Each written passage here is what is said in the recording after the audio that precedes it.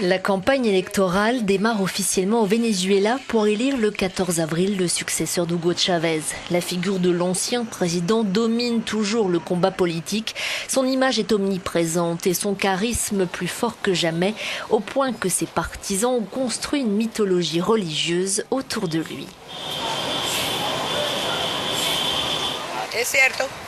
C'est vrai, c'est vrai. Chavez est notre Christ, notre saint. Il est tout pour nous. Son successeur et candidat à la présidentielle, Nicolás Maduro, entretient sans retenue un culte de la personnalité aux proportions bibliques autour d'Hugo Chavez.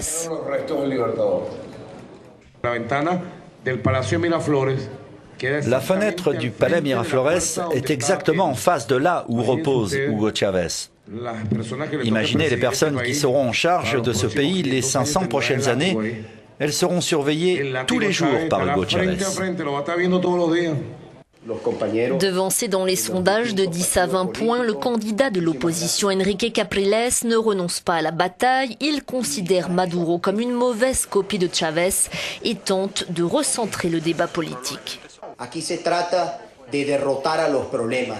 Il s'agit de vaincre les problèmes, de vaincre la violence, de vaincre l'inflation, la pauvreté, le chômage, de vaincre les problèmes de la dévaluation. Voilà ce que nous devons vaincre.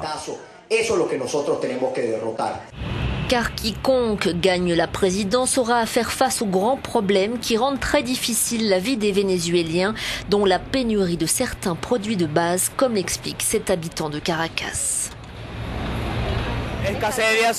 Il manque de sucre, de lait, de poulet, de pain, de farine et de viande. L'insécurité est aussi un problème très grave. Personne n'ose sortir à la nuit tombée. Le taux d'homicide n'a cessé de croître en 14 années de chavisme. Nous devons fermer plus tôt parce qu'il y a beaucoup de vols. Et non seulement on vous vole, mais il y a beaucoup de gens blessés et d'autres tués. À cela s'ajoute le délabrement des immeubles, dont beaucoup sont inhabitables même dans les beaux quartiers de Caracas, et la saleté se répand un peu partout dans les rues de la capitale.